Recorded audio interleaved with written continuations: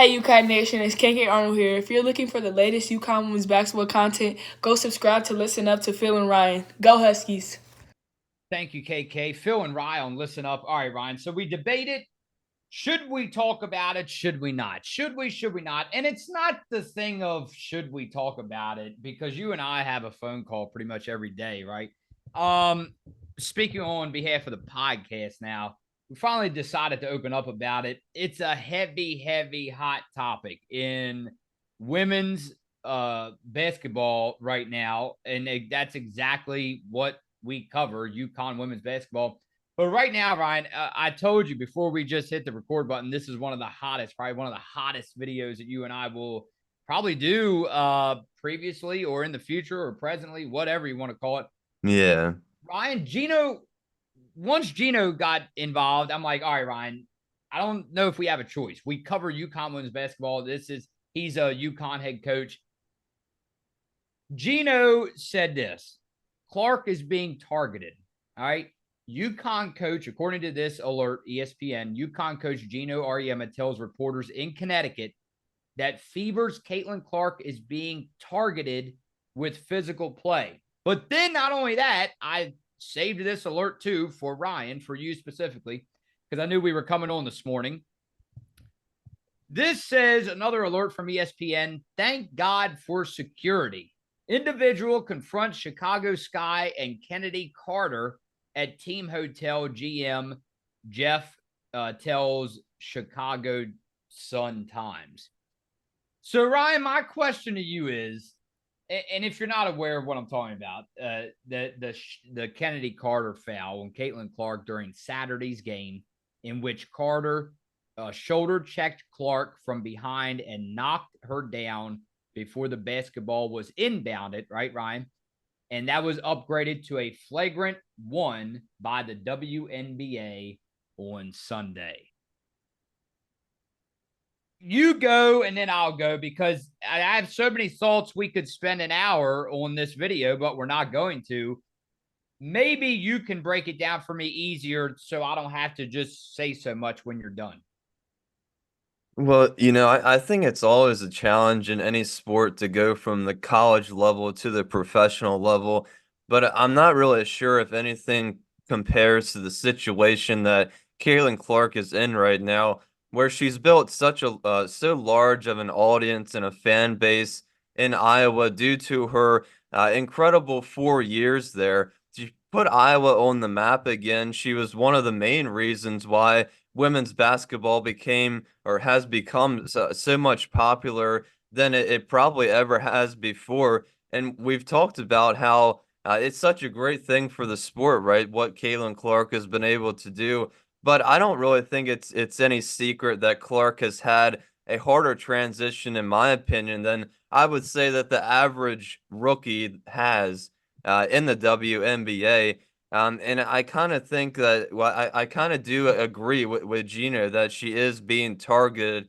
And I think the play that you mentioned Saturday night, where Kennedy Carter knocked down Clark in a non-basketball play, was the big moment, in my opinion, that just kind of put everything into perspective.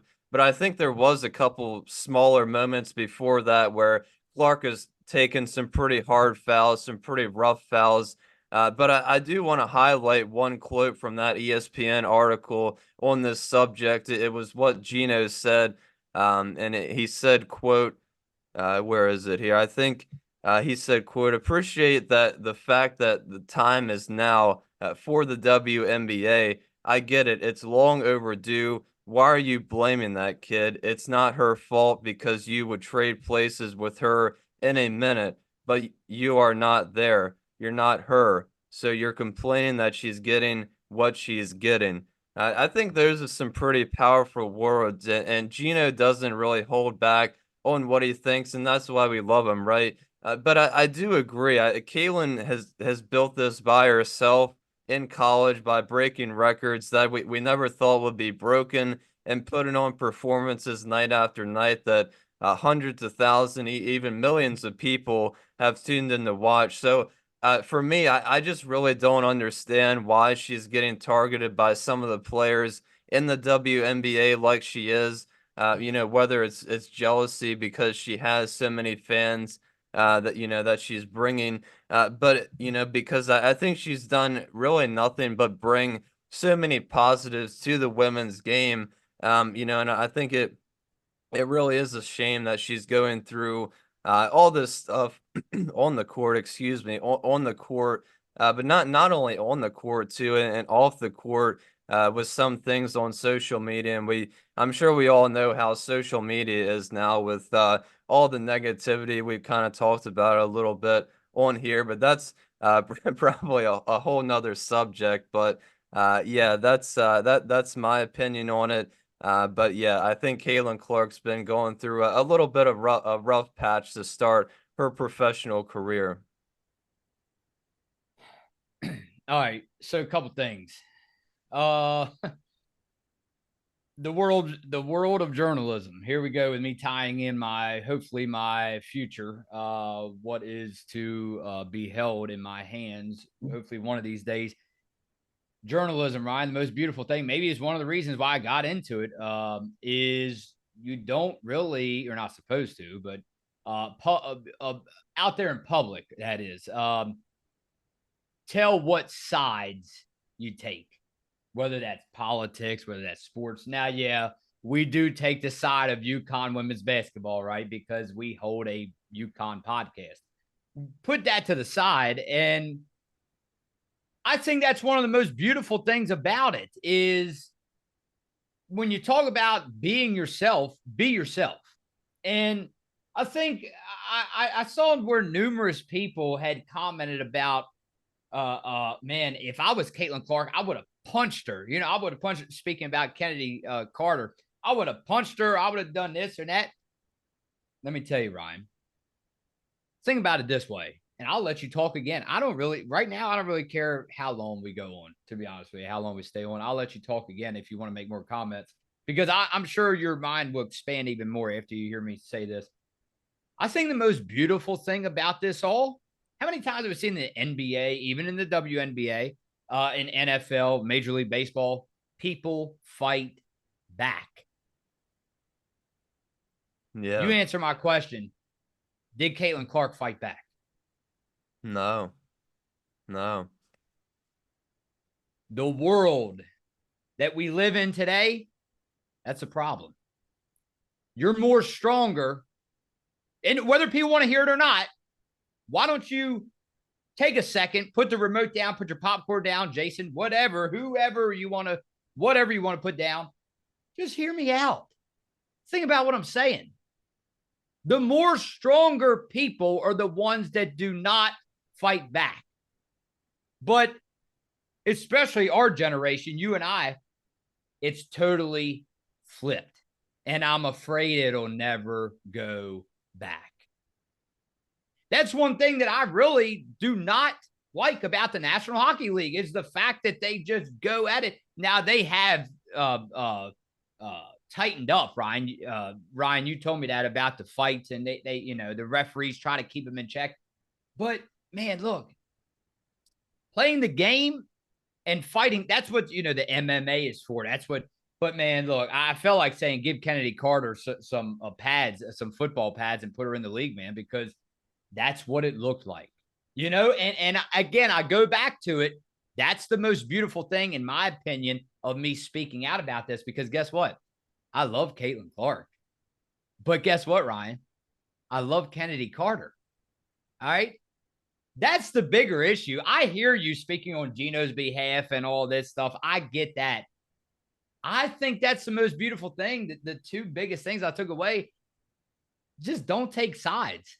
Don't take sides. Again, whether you're talking about politics, sports, try to look at both sides for a change and see what that does for you. See how much better of a person you can be when you do that. Because I'm living proof of it. I can tell you right now, it's a beautiful thing, Ryan. It is a beautiful thing. But again, and the second thing, Caitlyn Clark just not fighting back. Yeah, I don't think that's being talked about enough either. Yeah, I don't think it is, and that's a pretty good point. And I do think that's probably one of the biggest problems in pretty much any situation is people, I think, try to get on the right side. Nobody really wants to be on the wrong side of things. And, there really doesn't have to always be a right or wrong side. And I think that's the problem when we're really talking about anything. But this situation specifically, people being on Carter's side, Clark's side, Geno's side. It really doesn't matter. And I love how you said, let's take everybody's perspective into things and talk about, everybody's side. So yeah, I think whether, nobody's necessarily in the right or wrong. But, Caitlyn Clark, I think, is a pretty strong person. I think, everything she built and like I said, going through in college, I think really made her ready for the pro level. And I think probably not a lot of other rookies got to really experience anything like that. And I think that's why Caitlin Clark was so media ready and all those kind of things to be into the professional level. So I think that really does speak volumes to her taking this situation how she has and really handled it like a professional. And again, to back my claim up or my comment, this is according to the New York Post right here, Ryan. I see it 21 hours ago. WNBA icon Nancy Lieberman would have punched Kennedy Carter in the face after Caitlin Clark cheap shot. I'm asking you, Ryan, do you promote violence nowadays? Ryan, that's a question for you. I'm asking you. No, I think, I'm not really sure. That's the message that a really Yeah, high just say it. high It's fine. voice Just and a say it. high Yep. person in the WNBA, somebody that A high respects. status profile person. Yeah. Yeah. Yeah, I just don't really agree. That's the message you should be sending to people that have looked up to you, still still look up to you. Why we're promoting violence? I just don't agree with that. All right, let's get into it. Comment time. And boy, comment away on this video. Like it, run the likes up, comment away. Let me tell you, in the history of this podcast, and I don't see who would disagree. If so, I'm not too sure what you all are looking at. This is probably one of the most important videos that you could comment on regarding this situation. So Ryan and I can see everyone's perspective and just get the word out there, get the word out there, get your opinion out there, rather. And again, I'm not telling everybody to be like me, just don't take a side. If you want to take a side, comment away. But like we say, Ryan, keep it clean. All right. Like my good friend Ing Raven, like he says, keep it clean. All right, let's go over to comments. Geno Auriemma signs 5-year contract extension. This is another one, Ryan, that I want to talk to you about. Bon Riley says, why are you surprised? I think it's great for UConn. First of all, make sure you hear me out on this. Please tell them, Ryan, before you break down this comment, how surprising this is, because you probably know me better than anyone else, how surprising this is to come out of my mouth. Why are you surprised? Bon Riley said, I think it's great for UConn. It is great for UConn. But Ryan, you probably never thought I was going to say this to you on air. There's more to life than sports. As much as I love sports, that's why it's surprising. There's more to life than a job, than work, than sports, than leaving a legacy. There's more to life than it all. There you got Florida. You got all the beaches are out there for a reason, Ryan. Grab your suntan lotion and go. Well, I think for Geno, he's probably just been here so long, and this kind of is his life. And like I said about Geno saying in that article, he's been here more than half of his life. So I think UConn pretty much is his life, and I'm sure during the off season he spends time with his family and everything like that. But it was surprising for me personally, just because of Geno's age. Of course, he just turned 70 this past season, so now he'll be coaching until he's 75, and of course, already being here 40 years, so he will be coaching up until at least 45 years. So it's just a very, very long time to do coaching or really do anything. But like we both said, we're so glad to have him back and to have him in UConn for at least another 5 years. And speaking about head coaches, Ryan, multiple sources told us this morning that Lakers are preparing a massive offer to UConn's Dan Hurley. So we will stay on top of that, Ryan, even though that's on the men's side. That is a UConn head coach. So, Ryan, I know you told me, wow, I mean, that's a big choice for the legendary UConn men's head coach, Dan Hurley. What did he do, Ryan? He went back to back and you predicted it. Yeah, back to back, and that really would be something if he goes out to LA and coach LeBron and AD. Yeah, that would be quite the transition going from Connecticut all the way to the other side of the country to LA and coaching the NBA. This is a great comment, Gene. I appreciate you because we're probably guilty of this. We focused so much on Geno the other night, Ryan. Gene Morris said you're forgetting about CD, who is very important. She does the recruiting after all. Yeah, she's been a really important part, obviously, and been beside Gino this whole way, and yeah, so great to have her back, of course, for another 5 years alongside Gino. I think those two together, of course, CD definitely doesn't get talked about enough. How much stuff that she does behind the scenes that obviously never gets mentioned or gets noticed from the media perspective outside by everybody else. But yeah, so glad to always have her beside Gino on the bench helping out there for every single game. Oh, I think we just got a sneak peek from Lindsey Matthews. In time, I think the coach of Louisville, Jeff Waltz, will be one of the contenders for Geno's job once he leaves. Yeah, I definitely could be. I think there's so many candidates, and I don't even know how they would start that process. I know I wouldn't be want any part to have to do with trying to come up with a coaching replacement for Gino when he does decide to turn it up or to hold everything up. But yeah, I'm sure it's going to be a long, lengthy process. And I'm so glad that they don't have to start doing it for at least another 5 seasons.